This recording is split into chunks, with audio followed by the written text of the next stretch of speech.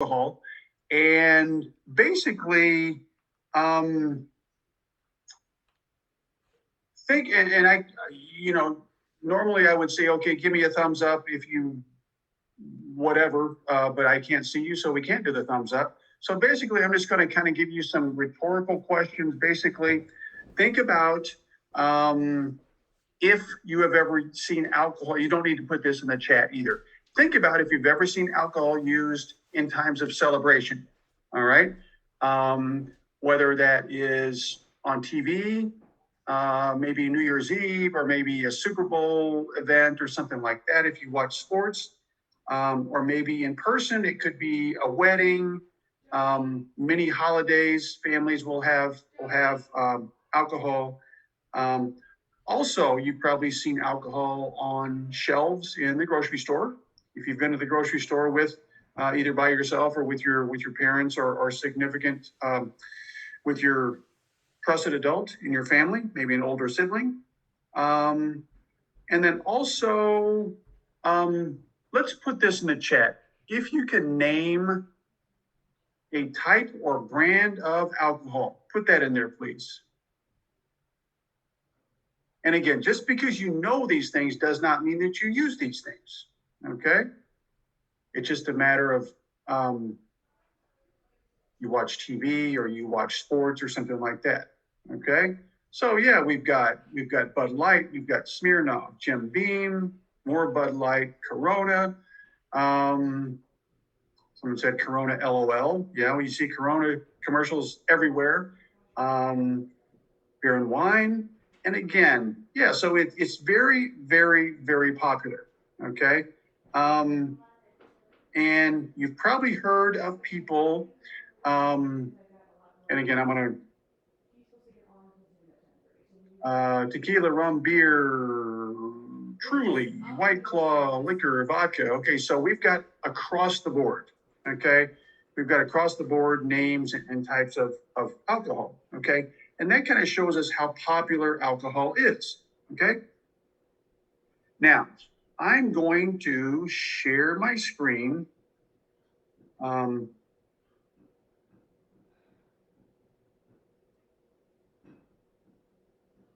And I'm going to kind of go back and forth from this PowerPoint. There we go. Now, you should be able to see on your screen a diagram that says the boss at the top. Okay, this is the brain. This is a left view of the brain. All right, so what's on the left is the front, what's on the right is the back. Okay. Why do we call this the boss? Somebody tell me why we call this the boss.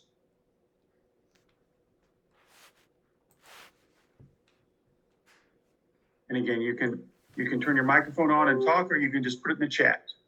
And again, I'd like to have, because it controls most of your body. Yeah, it controls just about everything we do. It does control everything we do. Okay. Someone else said in the chat, it helps your whole body function. Okay. Now, you know, many of you maybe play a sport, or you play a musical instrument, or maybe you're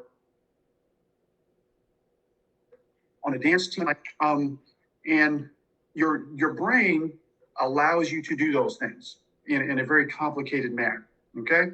Now, without the brain, we wouldn't be able to move our arms or legs or feet, wouldn't be able to breathe, wouldn't be able to read, any of those things. So it controls everything. Okay. That's why we call it the boss. Okay. And I'm going to talk about this a little bit while I've got it up here before I minimize it. Now, if you look at, you can see my cursor here. All right. This is the front part of the brain where and for some reason, if you can't see what I'm talking about, somebody speak up and let me know. Okay. On the left here, where my cursor is, that is the prefrontal cortex. All right. That's the front part of the brain, right behind right behind where my hand is here, your forehead. Okay. The way alcohol works, it affects your brain from front to back. Okay, so the prefrontal cortex is the first part that is affected by alcohol when someone uses it. Okay, does anybody know what the prefrontal cortex does. Your decision making. Exactly. It affects your decision making. So if someone is drinking alcohol, and what are some decisions that they may make? Probably bad decisions. What are some decisions that someone makes when they're using alcohol? Sometimes they get really clumsy and fall a lot, and they yell at people for no reason. They're also like very emotional. Okay. Yeah, and the yelling and the emotion part, those are decisions. Okay, the falling down and losing their balance is a little bit later on. That's not a decision that they've made. Okay, but that's good. Good answer. What else? What are some other decisions that someone might make? They decide to drive. Yep, that's probably the number one answer I get. They decide to drive, and that's not a good decision. Okay. Another answer that sometimes I don't always get is that they decide to drink more. All right. Maybe they go in with the intention of having, let's say someone is an adult, 30 years old, and they go into and with the intention of having one drink, one beer. All right. And the prefrontal cortex is affected, and maybe they decide to have more. Okay. Because it affects their decisions. Okay. And as the person drinks more and more, it goes from the front toward the back. Okay, so the cerebral cortex right here at the top, that affects our vision, among other things. All right, and then down here, and remember it affects from the front to back. So here in the midbrain, this nice long funny word called hippocampus, that affects your memory. All right.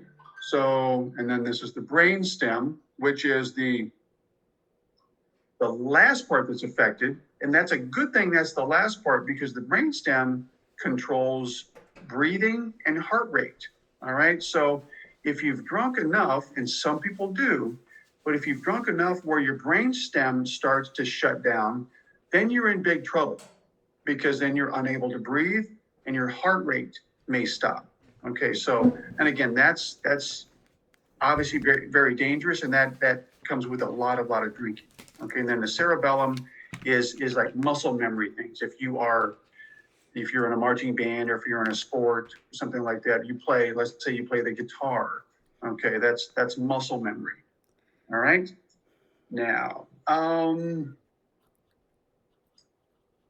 going to go ahead and stop sharing this just for a second. Now, in the chat, if you would please name one thing that you could do without your brain. What is one thing you could do without your brain?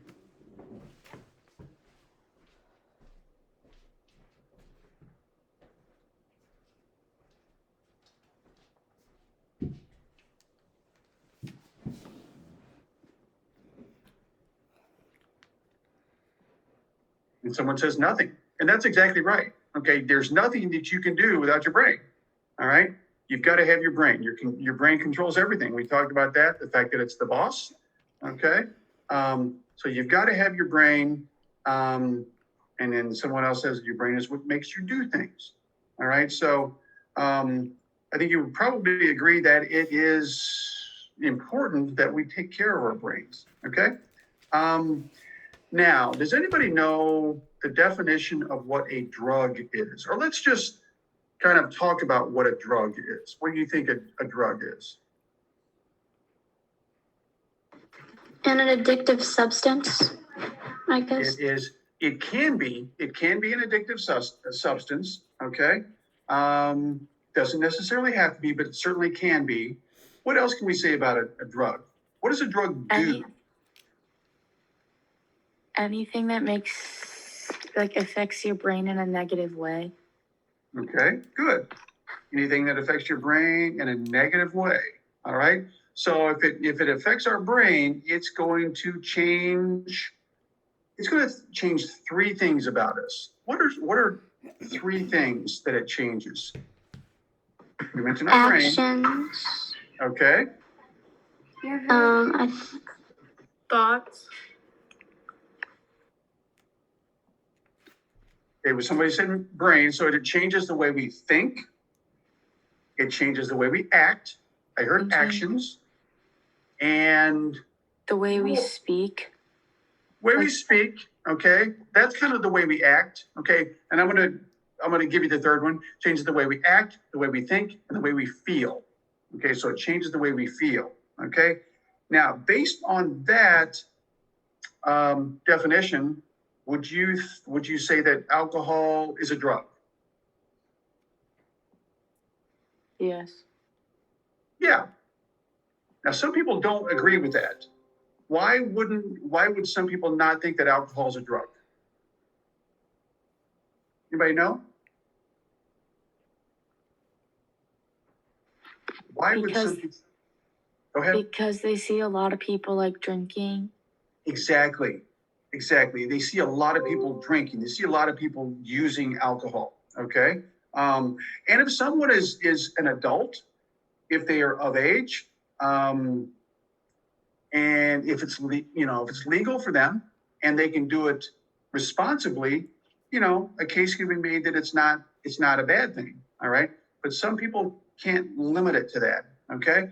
And someone else says in the chat, it is a drug, but it is less intense than illegal drugs. Okay. And that's kind of a yes and no, because some people can't handle alcohol. Okay. So it is pretty intense for them. Okay. But a lot of people can. And the fact that it is, someone mentioned earlier that it is so common, someone's parents, grandparents, adult in their life, they may have a drink with dinner every day. They may have a glass of wine with dinner every day. People go to a sporting event. They see people drinking. Commercials on TV, you see people drinking. So it's so common. Because it's so common, some people don't look at it. Some people don't see it as a drug for that sense. Okay. And also, as weird as it is, some people think because it's a liquid, it doesn't qualify as a drug. Because a lot of times, when people think of drugs, they might think of pills. They might think of something they smoke. Might think of something that they snort. Okay, so, but the liquid, maybe not so much. Okay. Now we have 3 classifications of drugs. All right.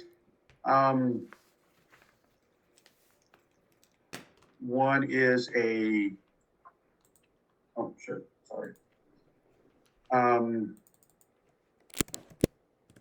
All right. Now, for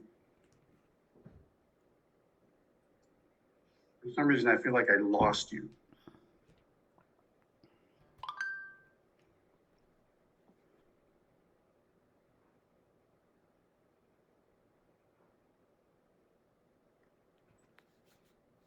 All right, I did not lose you. Okay, thank you. Sometimes I'm not the best with technology.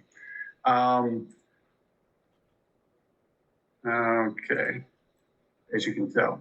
All right, so we got 3 classifications of drugs. All right, we've got stimulants, we've got depressants, and then we've got what are called hallucinogens. Okay, a depressant is any drug that puts our central nervous system to sleep. Okay, so alcohol is considered a depressant because it puts our brains to sleep eventually. Okay, central nervous system is our brain and our spinal cord.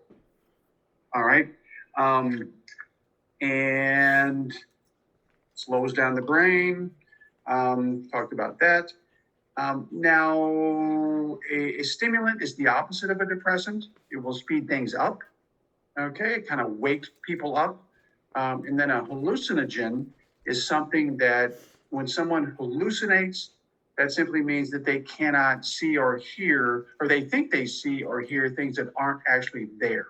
Okay, so they're hallucinating, they're seeing things or hearing things. Okay, now, I've got some videos here for you, and we had a volunteer, and he's going to go through some things here and demonstrate some things, and then we're going to talk about those after he is finished. Okay, so hopefully tune your sound up on your laptop so you can hear. And here we go. The lethal age for consuming alcohol is 21 years old. Alcohol alters a person's perceptions, emotions, movement, vision, and hearing. Alcohol is a central nervous system CNS depressant. Okay, now, gentleman's gonna read the same things, except we're gonna alter this a little bit by giving him a blow pop that we tell him that he's gotta keep in his mouth when he does this. And listen for the difference.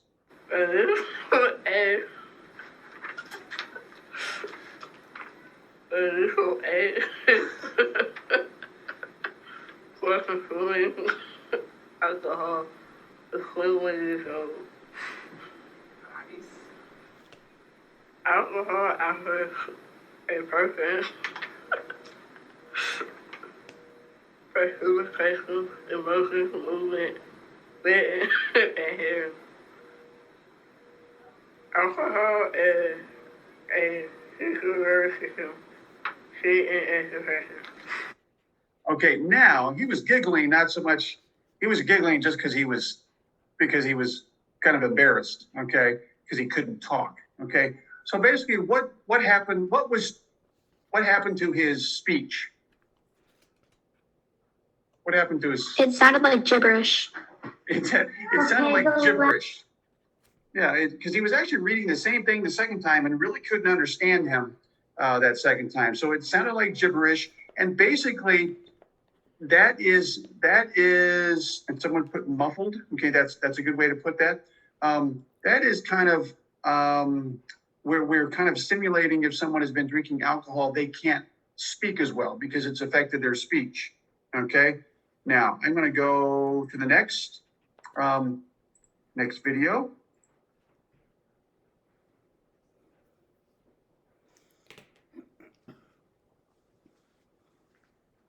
There we go. And now the young man's going to tie his shoes a couple of different times.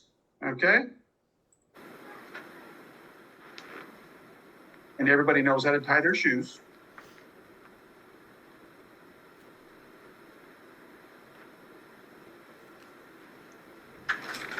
All right, piece of cake. Now, next video, he's going to tie his shoes.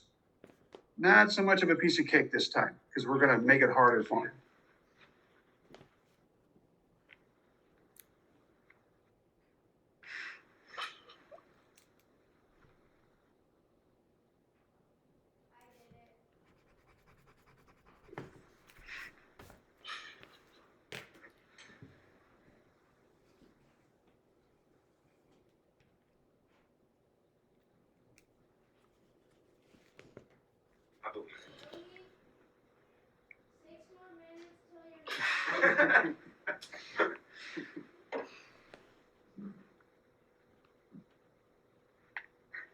Yeah, he's having all kinds of trouble here. He's not even, I don't think he's ever going to get it.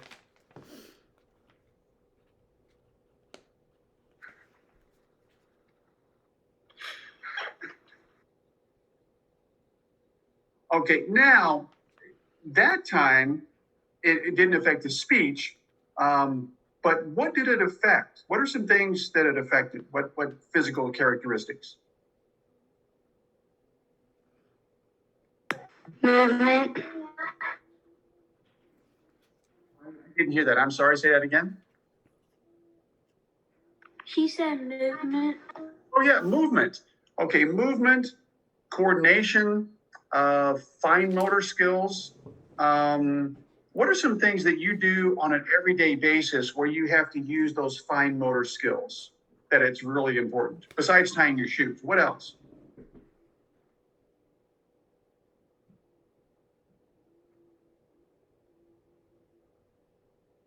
Yeah, someone says his hands weren't how he had to memorize muscle memory.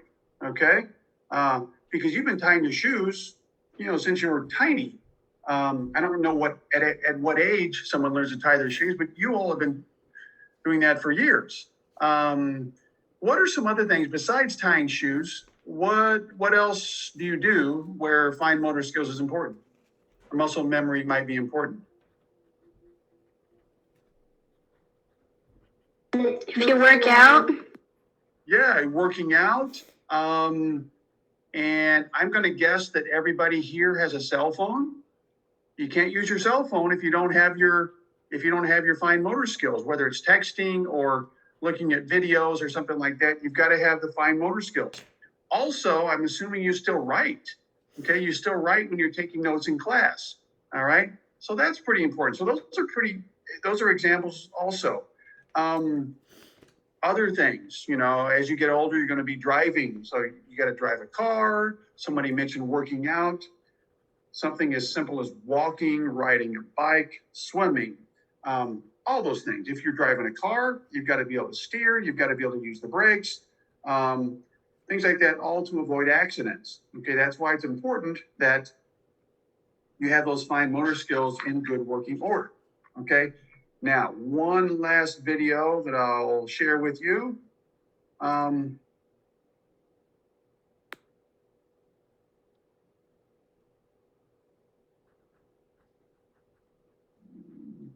Go.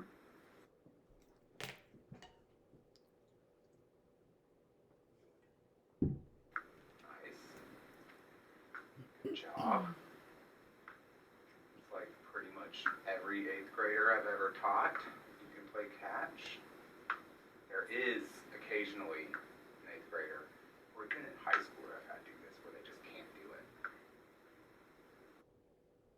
it. Okay, and one more. And we're going to alter this a little bit. And you've probably seen these goggles that people wear sometimes. They're called drunk goggles. And basically what they do is they simulate someone using alcohol. And he's going to be giggling with this one as well. And he's not going to have a whole lot of success All right, we'll try that again. with the ball. Oh, here. Go ahead and just pick that up.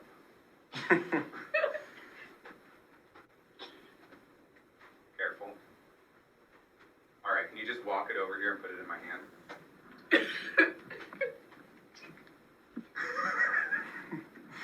It's over here. Over here. There you go. Nice. All right. End of the videos. Okay, very good. Now, what we did there with those three things, we broke down the things that, one where it affected his speech, the second one where he was tying his shoes, and then the last one where he was playing catch with the ball. So we broke those things down individually, but a lot of times if someone is drinking, they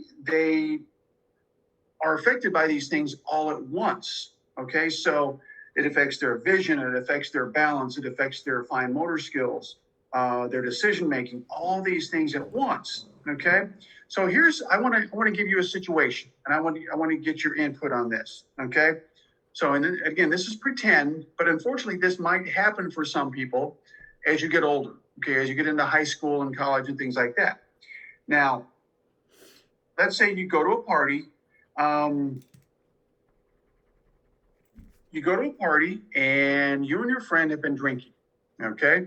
And your friend passes out and begins to vomit while unconscious, all right?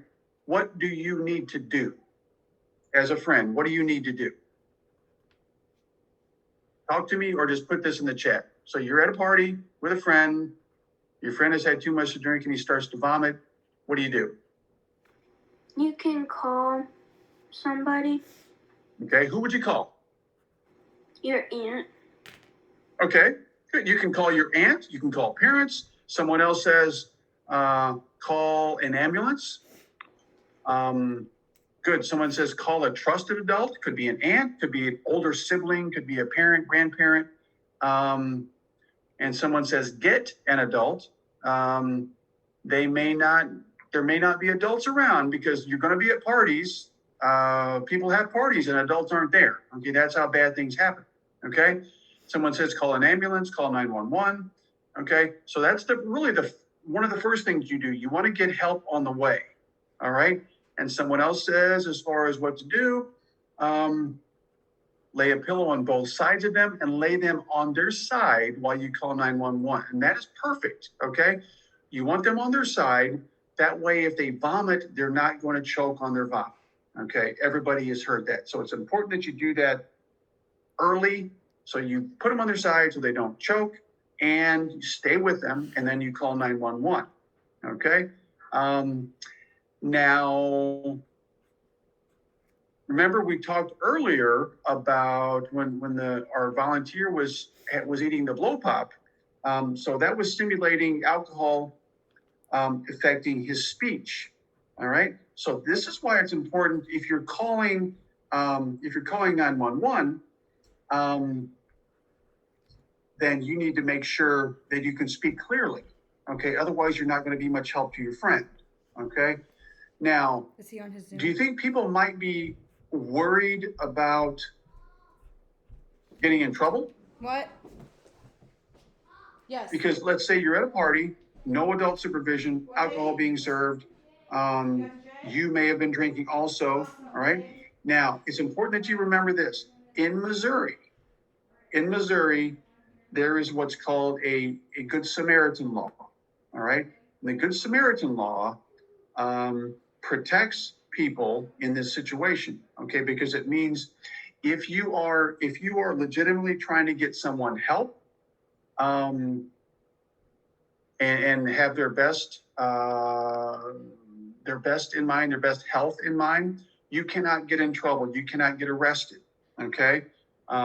Now, that's not to say that your parents may not be happy. Your parents might be upset, but I think also your parents would also be happy that you got your friend help and that you're going to be safe. Okay. So that's something you probably need to keep in mind as well. Okay. Now, if someone your age is at a party, what are some things that they go through their mind? Why, when someone goes to a party at your age, what are they thinking about? What are they thinking about? You're going to a party, they know there's not going to be an adult there, and they know that there's going to be alcohol, okay, and someone says they're wanting to have fun, and they say get away. I assume they mean get away with it. Somebody says they think they can do whatever they want. They think it's cool. They can do whatever they want. And more specifically, some people are just thinking about getting drunk. All right. People are thinking about getting drunk, and maybe not getting caught. They're not so much thinking about risks and the consequences. Okay. Someone says no one will know because there's no parents, also because people want to know what it feels like. Okay. So a variety of answers, all the things that go through a teenager's mind when they're in a situation like this. Okay. Any questions before we wrap it up here? Okay, we've got a few minutes left, but I want to leave you any time for questions that you may have. Ms. Onder is going to share a fact sheet with you, an alcohol fact sheet with you, probably at the end of the day. We covered a lot of this stuff on there. I don't think we covered everything, so we like to supplement our lessons with that. So, any questions? I'll be putting the sheet on Canvas, and we will go over it in class tomorrow after our workout. Sandra, we've got a couple of minutes left. Is there anything that I did not mention that you think we can talk about? Just a couple of minutes worth. You talked about the liver because that was brought up last class. Okay, I did not mention the liver. Thank you. Okay, the liver, for all of you, the liver is the organ in our body that breaks down alcohol. Okay, and basically it breaks down 1 drink per hour. All right. So what that means is if someone is drinking 1 drink per hour or less, then it doesn't affect their brain, because what it does, it goes through their body and it gets to the liver, and the liver will break it down at that rate. All right. So now again, we're talking about someone who is of age who's able to drink legally. Okay, and it's safe to drink legally. So you all, you're not in that category. But as far as your liver, 1 drink per hour. And let me ask yourself this, and I think I know the answer to this. Are teenagers going to drink 1 drink per hour? No. I see people shaking their heads and people are not going to drink, teenagers are not going to drink 1 per hour.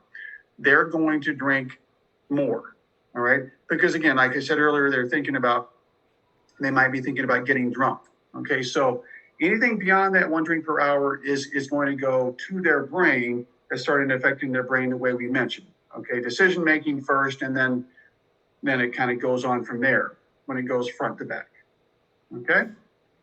So that's how the liver works. All right. Other questions?